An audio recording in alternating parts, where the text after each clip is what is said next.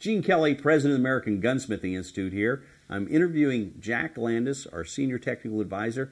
Jack, common question that comes up, I need gun parts. Where do I go? Well, I know you have a whole index in your mind. What do you tell a student? Well, first of all, you go to two go-to places, which is, well, actually three if you consider military. But Numeric, Gun Parts Corp, the same company. They're online. They're online, and they will go. When you go to e-gunparts.com or Numeric, Google those up. They're all there. But you can go right to them, and you've got to not only get a schematic, but it has an entire list of parts on all these obscure, obsolete, ancient, weird firearms, and it even tells you whether or not they're still in stock. And if they're not in stock, you can still order them most of the time, and they'll call you when they become ready. Okay. The second one is Jack First up in South Dakota.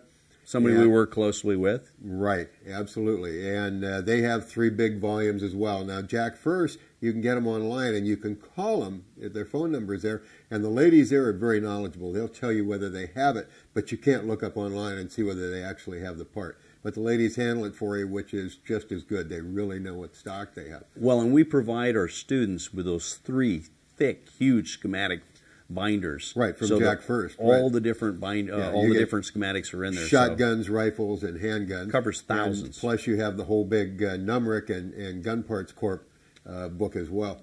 The other thing is, which comes up all the time, is if you contact John Bush, then John has so many military parts from the 20th century and before, and if he doesn't have them, he knows where they are, as well as the books and all the literature and everything else. So those are huge go-tos for those 3 items. Anything else that's odd, if you can't find it there, thank God for Google.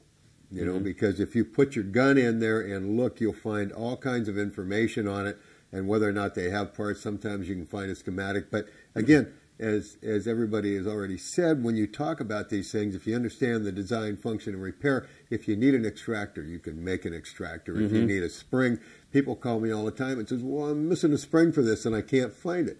Well, it's a trigger spring. How big's the hole it fits in? Right. What's the distance between the 2 parts? This is not rocket science, okay?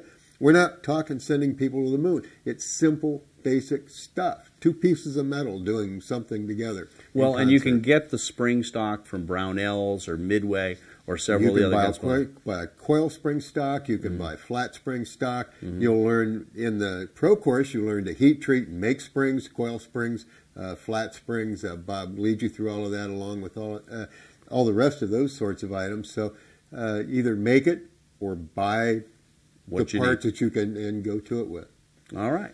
Well, there's a couple of great tips from Jack Landis. Hope you join us for another segment of the Mini Gunsmithing series.